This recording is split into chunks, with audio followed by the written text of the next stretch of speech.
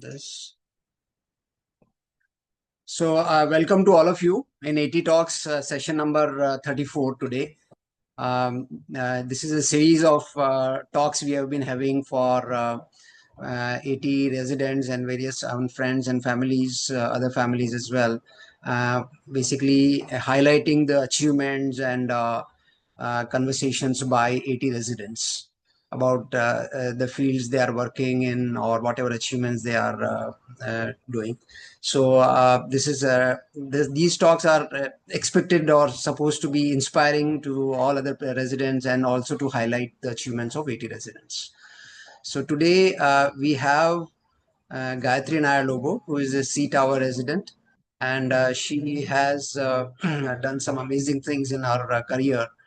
She has been pursuing career in impact area, where she has, through her various stints, she is making a lot of impact on the society in various areas and ways. I'll request Gayatri to take it forward by introducing herself, the various areas she has been working in, and especially to also talk about the current stint she has as a CEO of Educate Girls. This NGO has achieved a major distinction very recently. This is an Indian NGO, and it's a matter of pride for India as well that the NGO has been awarded Ramon Magsaysay Award, and this award is considered to be like Asia's Nobel Prize, or it has a global reputation as an award. So it is definitely a matter of great pride for Ashok Tower residents as well that this is a distinction which has come to her NGO. So I'll request her to take it forward. We are also recording this session. As usual, we will place the recording on Ashok Tower Talks YouTube channel also, so that other residents can see it later. So with that, some initial introduction, I'll request Gayatri to take it forward. So she will talk about her career, about this NGO. She will make a short presentation as well. And after that, we can do Q&A or discussion as you may like. Thank you. Yeah, Gayatri. Thank you so much. And thank you everyone for spending 1 hour of your Sunday morning listening to me. I will try and keep this a little light so that it's interesting to all of you, but I will also get into some details as you need. What I will request is that if you have questions, we can keep some time towards the end. Maybe just jot them down or remember them. So I'll make sure that there's some time towards the end. Maybe the first 30 minutes I can speak, and then we can keep it open for everybody to discuss. I hope that works. Great. Okay, yes, that's right. Okay, yeah. So I'll, as Anil suggested, I'll start with talking about my own journey. And if I were to sum it up in one sentence, I would say where I am today is because of a series of planned and unplanned experiences. And I'll tell you why I say that. So I started off like everybody else, finished my MBA, joined a bank. I think I did fairly well because by the time I was 24, I was managing over 20 branches in HDFC Bank for their NRI services. But I was also really bored. And I felt like I needed to be doing much more. I then moved to consulting, where I absolutely loved it. I was learning every day. I was growing every day. I felt like I was at the peak of my happiness, career, salary. Everything was fantastic. And then one of the unplanned, or rather the planned things happened. I think there was a part of me that kept wondering why. I guess as you're young, that happens, right? You start wondering why there are some people getting richer and there are some people actually getting poorer, or their circumstances are getting harder and harder. I'd done a project when I was in this consulting firm on health insurance and health, and realized how one tragedy in a poor person's life can knock them out. And even somebody who's at the lower middle income of their in their lives, if just one bad illness can actually wipe out their complete incomes. And that kind of was at the back of my mind. I saw education as a great lever for ensuring that there is kind of a level playing field for people. Of course, there will be differences, but at least it's a platform on which you can actually get better in life. However, when I tried talking to a few NGOs to try and volunteer there on weekends, they all said, look, we are also shut on weekends, so we really don't have anything for you to do.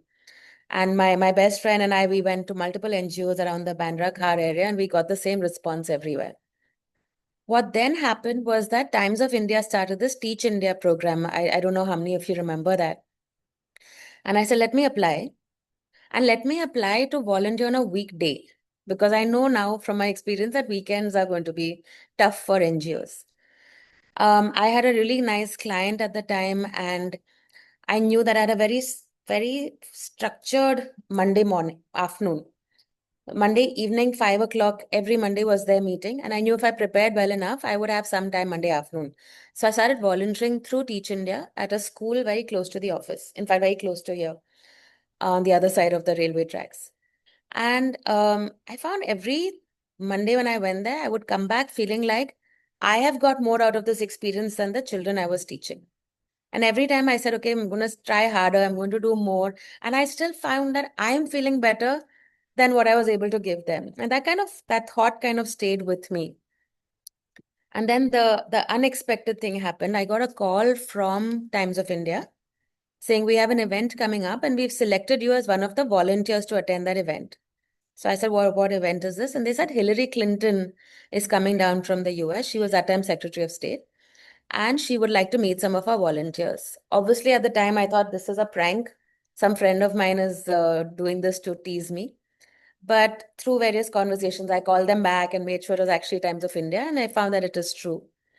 I went for the event. It was, of course, fantastic. It was live streamed on Times Now, and Arnab Goswami was there, Amir Khan was there. The who's who of India was at that event. But who was also at that event was a bunch of Teach for India fellows. So Teach India and Teach for India are two separate things. Teach for India is where you spend as a youngster 2 years teaching in a classroom. And I remember looking at them and thinking, 2 years kaun kar sakta hai? I mean, you're in the peak of your career. Why would you spend 2 years teaching in a low fee classroom? But speaking to them, and then I met with their founder, Shaheen, and she convinced me to come and see for myself what these youngsters are doing. That completely changed how I looked at working in the nonprofit sector. When I met her, my first conversation with her was, look, I'm not coming for a job. I'm just curious. And so I've just come to meet you. But by the time I was going back to the office, I sent her a message saying, I want to apply for a job. That was how convincing it was for me to actually see some of these youngsters teaching in these classrooms, which are half the size of your Ashokta's dining rooms, leaking because it's raining, toilets dirty. One of the girls, I won't name her because she's a big industrialist's daughter, she used to go in the morning before school started, wash the bathroom and clean it so that the students could use it, and then start teaching. Obviously, she never told her parents that because they would have made her drop out. But then I started questioning. I said, what am I doing with my life? Because at the time I was, I think, 28 or 29. I said, I still have youth on my side. I can do this for a year, to work with this NGO. And of course, I thought I was coming from consulting, so I can bring so much of richness to the way that they work. I can bring professionalism to them. So I took a sabbatical for a year and joined Teach for India. Very quickly, I was very humbled because professionalism was there. I was actually at a loss at what value I could add coming from, a consulting background, when actually I was the one who was learning constantly. I stayed on at Teach for India then for about 6.5 years. I did move back to consulting, but with a social impact consulting firm called Dalberg. When I left Teach for India, so when I joined Teach for India, I was senior manager fundraising. When I left Teach for India 6 years later, I was chief operating officer. I then moved to, like I said, consulting, moved back to the education space. I ran another NGO called India School Leadership Institute, where we trained school principals to have better student outcomes for their students, better learning outcomes, sorry. ISLI, unfortunately, we had to shut down for because FCRA got rejected, and that is a big issue, unfortunately. And it became my life's mission then to find roles for the 75 people who were on my team at ISLI. In the process of doing so, I reached out to Mr. Amit Chandra, who I think a lot of you know. I can see Mr. Kasliwal also here. Um, and Amit asked me, what about you? You know, you're finding jobs for all your team members. What about you? And I said, right now, I can't think straight. I just need to get jobs for everybody else. But one conversation led to another. And I was then hired as Chief Operating Officer of A.T.E Chandra Foundation, which was the foundation, family foundation that he set up to be able to help various rural communities on water, on agriculture, and build the capacity of NGOs. That then became something that I decided to take on. This was just before COVID hit, so Jan 2020. Um, Everybody knows what happened. March 2020, offices shut down, and we changed the focus of the foundation to work on COVID-related issues. And I was so privileged to be able to we were able to do some fantastic work at the foundation during COVID. We set up Mumbai center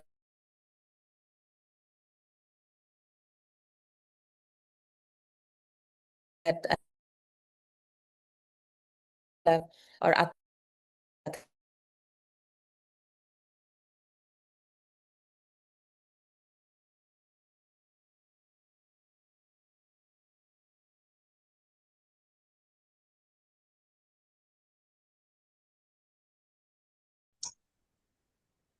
Yeah. Post-COVID, we picked up regular programming at the foundation. So this was for me the first time that I spent a lot of time in rural India because you know we have so many issues in the cities that was what I was focusing on until then. But traveling to the villages, especially in the north, in UP, in Madhya Pradesh, Rajasthan, really helped me understand two things. I think one is what the realities are of youngsters, of youth, of adults, of farmers, of women in rural parts of the country that sitting in Bombay, I had no visibility. I think the other thing it really helped me understand and appreciate was the work that government does. Um, you know, a lot of times when we work in the nonprofit sector, you think that you need to work outside of what government is doing because government is not doing its job, so therefore we need to exist. But working in these areas, working with the collectors, the district magistrates, really helped me appreciate working together. Your impact can be so much more. And it made me appreciate also just the tremendous amount of work that they have in their on their hands, the kind of problems they have to deal with, people coming into their offices threatening to commit suicide, and how they have to deal with all of that on a day-to-day basis while we are also trying to inject our work there. It really allowed me to also build patience in how I operate because sometimes you're just looking to see impact quickly, you're looking to see change happen immediately. But if you want to make long-term impact, you have to work with government and you have to work at their pace while still trying to constantly push and nudge and you know get your perspectives into their being. Um, Earlier this year, I think there was a bug in me that wanted to go back in education. And I found the perfect role where I could be in education, work in rural India, and work with work that the organization was.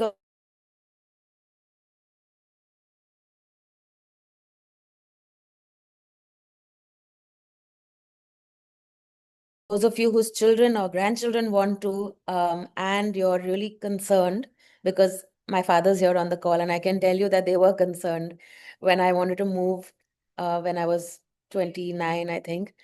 And their thought at that time was people move to the nonprofit sector when they are retired, and that's when you to do it. Why would you move when you're doing well? Or people pick up nonprofit work because it's something that they can do on the side. it cannot be a full-time career. And I'm just here to tell you it can be. It can be a very fulfilling career. As long as for you, the thrill you get is not from your annual bonus, but it is from the impact that you make and then more people that you're able to impact.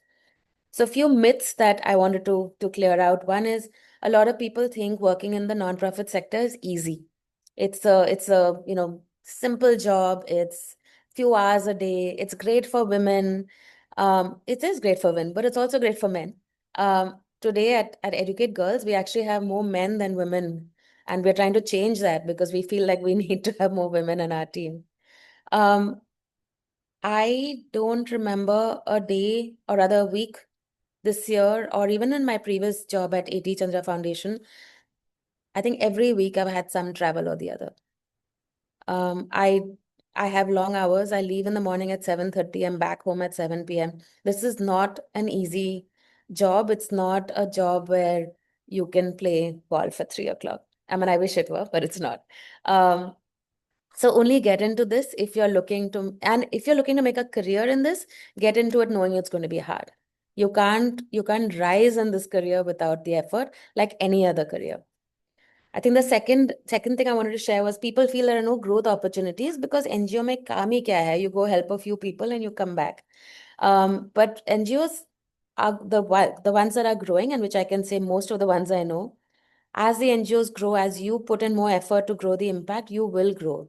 I have in the last 15 years gone from senior manager to CEO twice or three times actually in different organizations. As long as you're somebody who's seeking to learn and seeking to give, you will grow.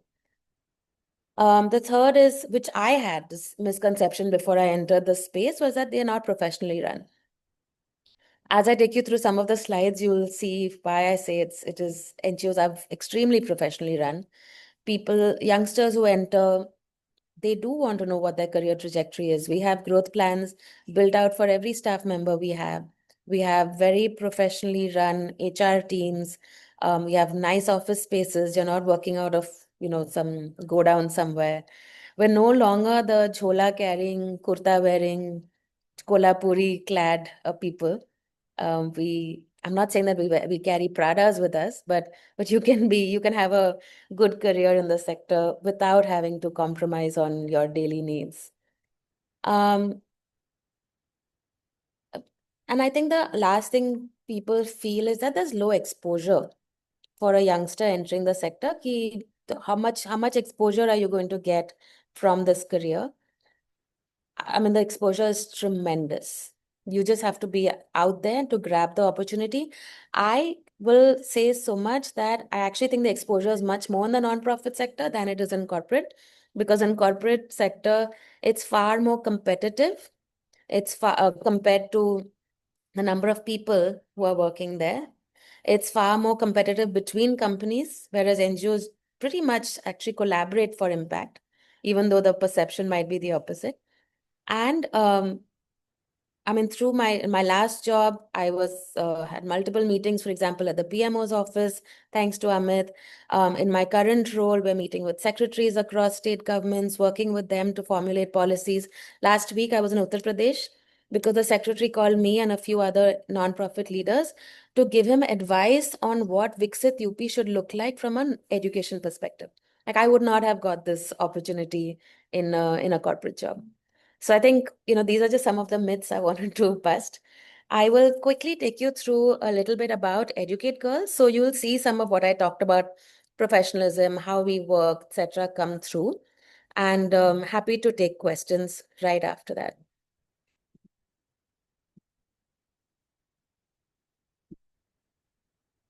So Educate Girls was started 18 years ago, and the whole idea was to invest in girls' education. Our belief and our want is that there's no girl who's left wanting to be educated but not actually getting access to it. And today I can tell you from the last 18 years, we have not met a single girl who says, I don't want to go to school. So, we think that most of these problems are solved when you look at data and you see that close to 100% cross enrollment rates. But if you break this down, you will see that this varies by state. This varies by rural or urban within the state, and this varies greatly by social, like your caste levels, your whether if you're a religious minority. So what happens is that when you break down the data further, you see that girls are systemically kept out of school. In some of our states like Uttar Pradesh, in Madhya Pradesh, in Bihar, Rajasthan, Jharkhand, Chhattisgarh. And that's the problem that we are trying to solve. These are, actually, we've changed the names, but these are actual cases which you see across the board. Alia, 10 years old, dropped out of school in third standard. And what does she do? She takes care of her the livestock in their family. That's her future. That's her present. That's all she's ever going to know. Let's take an example of Pooja. She dropped out in eighth standard. She's now taking care of her younger siblings. Why did she drop out in eighth standard? Because there was no school after that in her village. She would have to walk 5 kilometers to go to another school.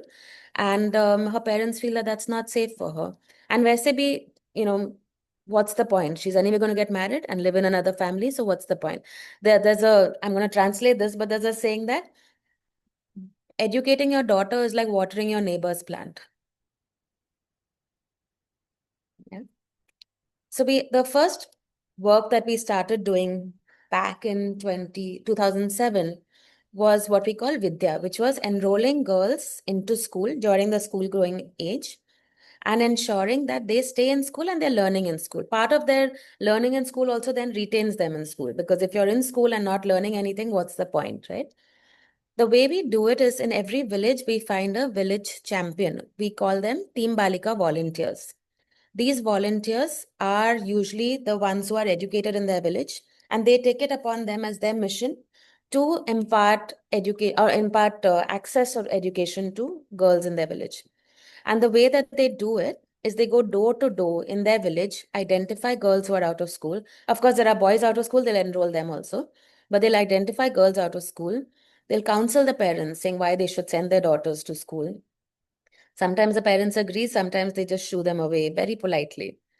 So then they do also some mobilization within the village. So they'll do these Bhopu Prachars, or they'll have, Ratri Chaupal, or they'll do these meetings with the village elders to convince families to send their kids to school. It could be in the pretext of a movie or a magic show, but they bring the villagers together and then start talking about girls' education. Very often the families don't have documents for their daughters to enroll them. So then our volunteers will also then go and ensure that the right documentations are there. Sometimes they don't have Aadhaar card, sometimes they don't have state ID. All of that our volunteers then are able to get for them.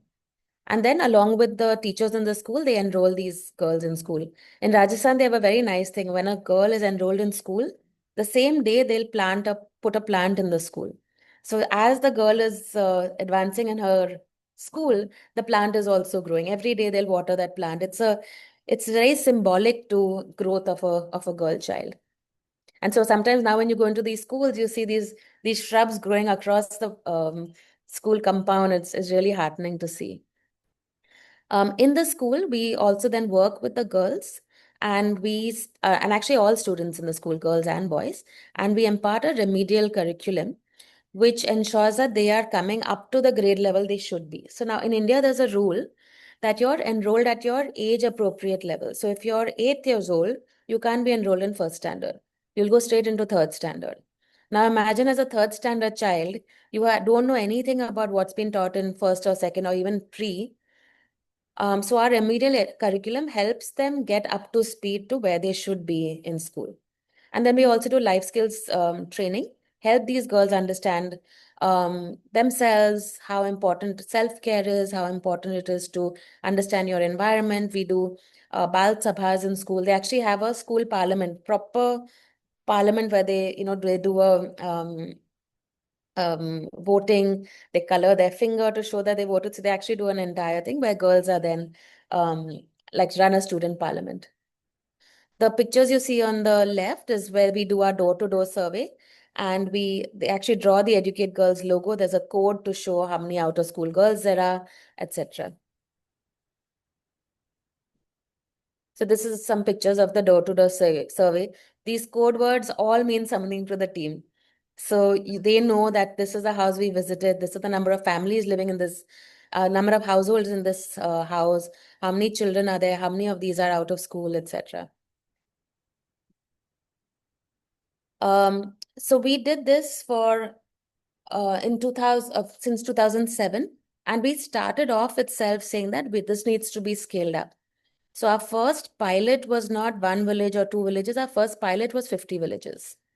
The idea was that we need to create systems that can help us monitor work without us being physically possible for us to be able to go to all those 50 schools or 50 villages.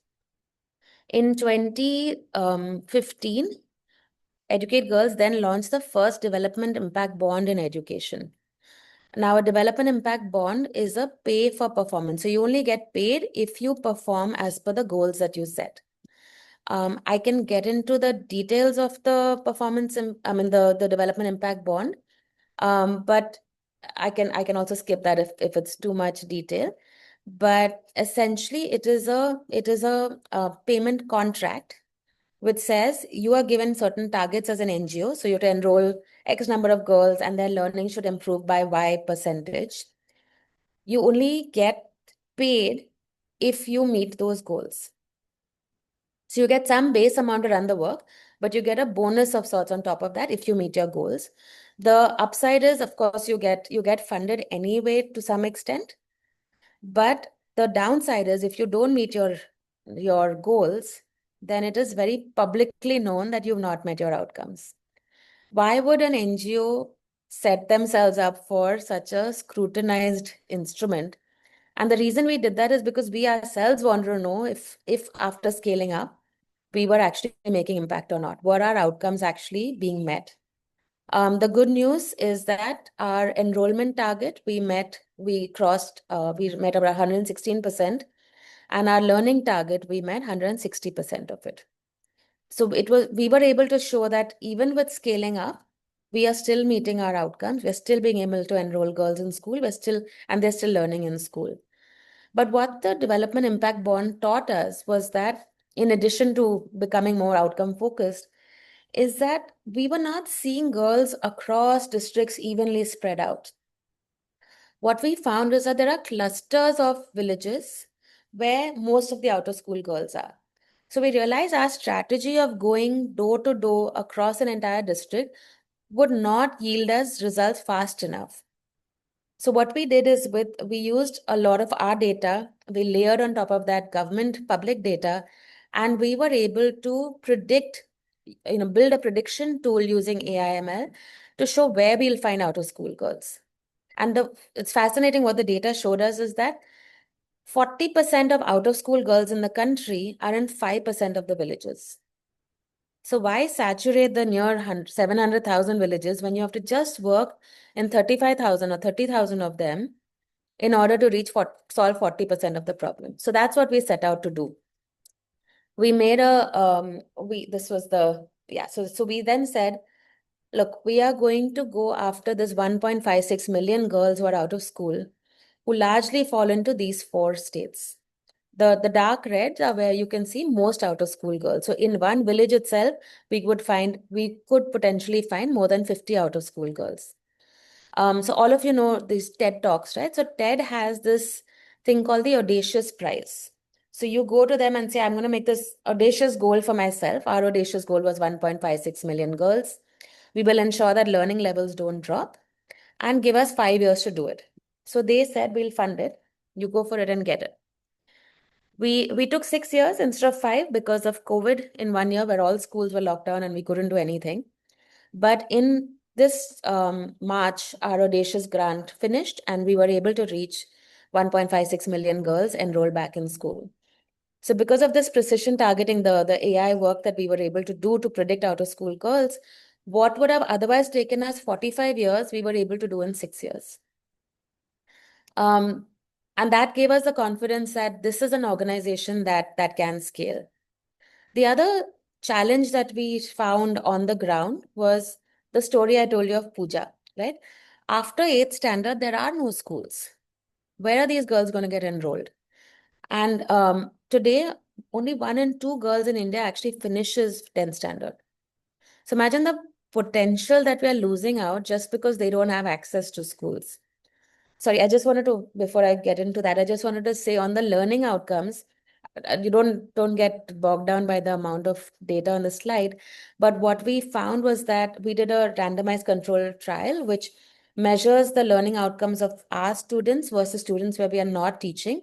And we were able to show 4 times better learning than the schools where we are not. So for every 2 years, every year of learning that a student in a school where we are not teaching was getting, our students were able to get 4 times that. So that actually put us in the top 1% of non-education learning interventions.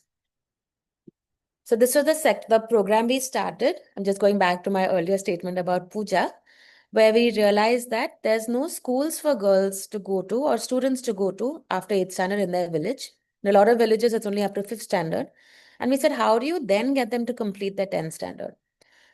In Rajasthan, we were very fortunate to find there's an open school system where girls can and boys can write their exams despite not being in school. So they have to do it through distance learning. We started a pilot in Rajasthan where we said, let's enroll girls in this open school system. Let's create a curriculum that can help them learn on their own. We'll run small camps where they can come together and study, and then let's see what happens. We've now grown that program quite significantly because we found it extremely successful. What we do is we again identify one person in the village, a girl who has studied herself. She then mobilizes other girls in the community who haven't finished school. They come together, 10, 15, 20 of them in a camp, 3 hours every day. And we identify what time of the day works for them. It could be early morning, afternoon, evening. But 3 hours they have to commit that they will come every day. We have then on the back end created a curriculum which the girls can study on their own. So you don't need subject-wise teachers in every camp. So they study on their own. They then come together and write mock exam papers. Through this process, we also work on life skills. We teach them how to use Google Maps, how to use ChatGPT, things that they wouldn't otherwise have access to. And then we prepare them for their exams, and then also then give them a understanding of what their future opportunities could look like. So we have now 2 programs. One is for girls who are in school from 1st grade to 8th grade, and then the Second Chance program, where we're teaching girls to finish their 10th standard and their 12th standard so that they can then access many more opportunities. Today, we have enrolled 2 million girls under the Vidya program and are teaching 2.4 million girls through our learning intervention. And the second program, Pragati, which started 4 years ago, we've had 6 cohorts of girls go through the exams, and we've taught about 31,000 girls. Pragati is something that we are still building out, but it's already become the largest second chance program in India. What we have been able to do is work across now 3 states, Rajasthan, Madhya Pradesh, and Bihar, and Chhattisgarh also, sorry. And we're now working with state governments to help them design what an open school exam system looks like. A lot of them don't. So the example I was giving you of Uttar Pradesh, the presentation to the secretary was you need to be able to open this up. They have now allocated budget to opening the open school. Once UP opens up, we'll get hundreds of thousands of applications from there because it's just not possible otherwise for a girl to finish her 10th. There is a national open school, but that's too expensive for girls to access. A lot of their families are not going to give them the money to do that exam. In Rajasthan and Bihar, it's been made free for girls. In Madhya Pradesh, they made it free for tribal girls. And we are working with them to make it free for all girls. Um, so this is the work that we're doing. We have set out a very ambitious target for ourselves that we will reach 10 million girls over the next 10 years through our 2 programs, Vidya and Pragati. And a lot of the growth coming from Pragati because that's a huge problem that's not addressed in the country. We hope to work in 12 states by then. Right now, like I said, we're working in 4 states with directly and then working with government in 8 other states. But the plan is to be able to enroll and retain and help them pass the 10 standard across these states. I'll stop here for questions.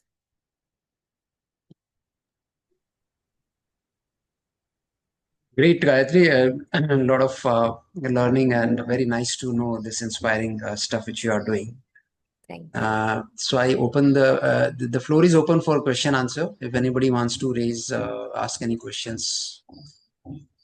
Gayatri, you tell us something about the award. Sure. So the Ramon Magsaysay Award, the beauty of it is that you can't apply for the award. So when we got a call saying we want to talk, like most people, we thought it was a spam call and ignored it. And then they reached out multiple times and said, look, we have selected Educate Girls as the first Indian NGO to get the Ramon Magsaysay Award.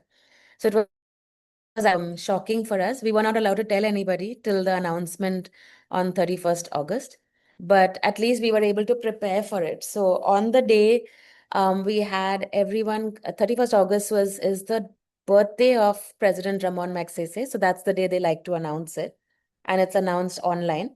So we had across all our offices, everyone come in on a Sunday morning to say, just to announce it. They didn't know why they were being called on a Sunday morning. We just said, so the founder, Safina Hussain, she sent out a WhatsApp message to everyone saying, in 18 years, I've not asked you to do this, but please come in this Sunday with your families and don't ask me why. So when the announcement actually happened, there was just this eruption of excitement across, all our offices. We have about 2,000 staff members, 23,000 volunteers. So everybody watching the announcement live. Unfortunately, it was in English, so a lot of it had to be translated to the others. But it was still a very exciting because they could see the logo, and in India, people are quite aware of the Magsaysay Award. The ceremony was a couple of weeks ago on November 7th in Manila. We were able to very quickly raise funds to bring some of our students with us, some of our field coordinators, our Team Balika volunteers, because the beauty of this being given to an organization is that everyone should be able to celebrate. So the tagline of the award is greatness of spirit. So we said greatness of spirit is in our field workers. We need to take them there. Air India sponsored 5 tickets. Some of our board members pitched in and paid for tickets, hotel room. So for all of them, this is their first experience getting on a plane, getting a passport, going abroad. So our teams are working across geographies, trying to get passports for people, or, negotiate rates with hotels, all of that. But it was a fantastic experience seeing them there. Um, they they've become heroes in their villages when they've gone back. Yeah, so it was a fantastic experience. The ceremony itself was very solemn, very very very moving. All of us, even sitting on stage fighting back tears was very hard. But especially when I could see in the audience all of our teams, our family members, all tearing up and wiping their tears. It was very a beautiful moment.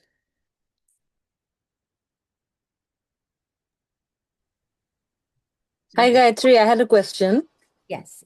So, thank you for demystifying the myths around the not-for-profit sector. And you talked about the fact that there is place for ambition in the sector. It's not like, it's a part-time, time Yeah. pass type of role, obviously, which is very apparent from the kind of highs you have experienced in the sector. But, look at the people on this call itself. We're all sort of above the age of 40, I would say. So how do we make the spirit of not just serving the self, but working for impact in the youth? So, just going by your own example, I want to ask, when you move from consulting to the NGO space like Teach for India, etc., this seed of serving others and the seed of impact, do you find it rooted in your childhood, or like how did that come about, and how did you find that so contagious that you had to move out of a very high powered, stressful but very well paying consulting role into a high impact role? I don't think as a family we discussed like working in the nonprofit sector or that like volunteering. These were not conversations we had. But there were conversations, and now I know the word for it, but social justice, right? About what's Mm, fair and not fair, about how like both my grandmothers were very selfless people. And so, I found role models in different ways. My mother did a lot of pro bono work for climate issues, for sand mining, for noise issues. So I think it wasn't like a conscious thing that, oh, you must do things, you must create a career in the nonprofit world, you must volunteer. But values came through in different conversations from different people, from just like these role models that you have, right? mm, mm. But And I think I also think my school did a lot of conversations and moral science class about less worthy or people who don't have enough. How can you help them? We would go and volunteer in blind school, like little things that we would do. I think all mm, of those are like seeds that got planted over time. And I yeah, think today's kids are lucky because that is almost an expectation from them in their curriculum, right? This whole, I forget the acronym for it, but where they have to go and volunteer. the community The service, community center. CAS. Yeah. What I would say, Shubhra, is sometimes which really upsets me and triggers me is when parents reach out to me and say, my child needs a CAS certificate. Can you say that they worked for you? Like, what are you Mm, teaching your child? And I said, yeah. look, I'm happy for them to come and volunteer with me. And that's an open offer to anyone on this call. You want your child to volunteer, you want your grandchild to volunteer, I'll make sure it happens. But don't teach them the wrong thing by saying, I'll get you a certificate. Gayatri is my friend. Mm, mm, I've yeah. lost friendships over that. All right. Thank you so much for sharing your journey. Truly Thank you. amazing. Thanks, Shubhra. Congratulations. Thank you. So Gayatri, I have one question. Like, how is it for you or for your NGO to raise funds, or how difficult it Yeah, is? it is extremely difficult. But because we've been doing it and being able to consistently show impact year after year, our original donors, our first, second, third, even our fourth donor from day one has continued with us. They've grown with us. As they've done better in their careers, they've continued giving us more. And then, they introduce us to others. Where we have struggled, and I'll say this very openly on this call, is with CSR. A lot of CSRs want to work in the cities where they can see the work, they can see the impact of the work. And in the kind of, rural tribal areas that we are in, there are no industries. So there's very little CSR money that comes there. There are a few who are okay to look away from that. Like Oracle gives us a good amount of money every year. Um, HDFC Credila, in fact, HDFC Credila CEOs from Ashok Das. So we've been getting money from them for a few years. So it is a struggle. Every year when we meet our target, we say, okay, chalo, this year we've met it. Now next year's a new year, we'll figure it out then. So it is always a challenge. So far, we've not, and we've also had donors like stop funding us for geopolitical reasons. We were getting money, for example, from a foundation in Qatar. When India and Qatar started having bad relations, overnight the money just went. And then, then you think, okay, now can I continue to grow next year? So we've had those challenges also. Yeah. But anyone here who has CSR's contacts, please let me know. So anybody else? Any other comments or questions anybody has?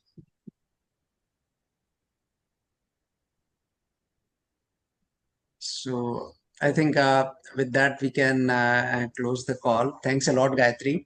Thank And you so much. You told me two incidentally, people might join, and we had more than incidentally, Mr. Raj Nair is also here. Mr. Raj Nair is father of Gayatri. So I want to compliment from all of us on our behalf to Mr. Raj Nair also on the great achievement Gayatri has achieved in her career and in her NGO. So thank you, Gayatri.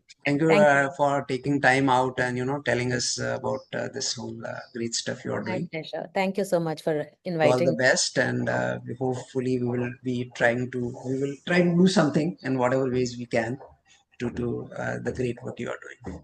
Thank you. Thank you all for attending this talk today. Thank you very much. Bye. That will stop the call. Thanks. Thank you, Gayatri. Thanks. Bye.